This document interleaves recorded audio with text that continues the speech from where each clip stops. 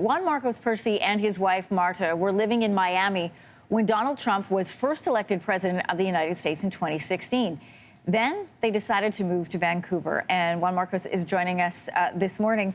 Good to see you again. You and I worked together earlier this year, and when I met you, I called you a unicorn because I heard people like you existed, but I'd never actually met one. What were the reasons that made you decide to leave the U.S. and come to Canada?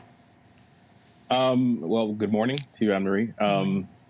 So we were actually living in New York City before we moved to Canada. But the primary reason is, it was Trump. Once he announced that he was running for president, I assumed things were going to go in the opposite direction. And then when he got the nominee for Republican, the Republican nominee, that was the telltale sign for me. And I told my wife it's time to try Canada, see if they'll take us. And thankfully it worked out, and here we are. According to figures from Immigration Canada that were released in September, 9,000 Americans applied for permanent residency in 2017. That was an increase of more than 2,000 from 2 years prior. So for those who may be considering a similar move, what were some of the biggest challenges that you faced? I think it's just a matter of kind of taking the plunge.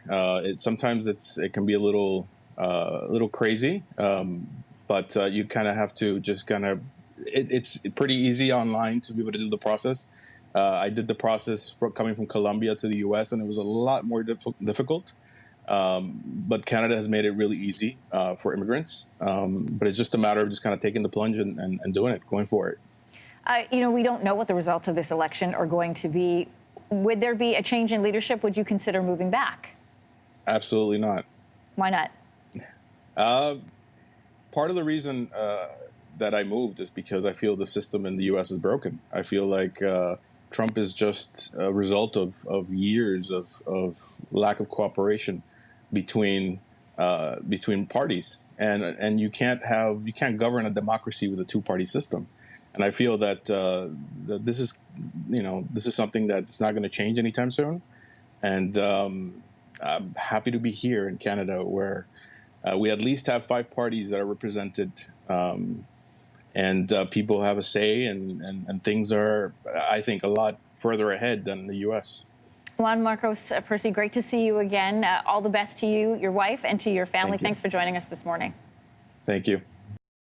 Thanks for watching. If you like this, be sure to subscribe here. And you can check out more Your Morning videos right here.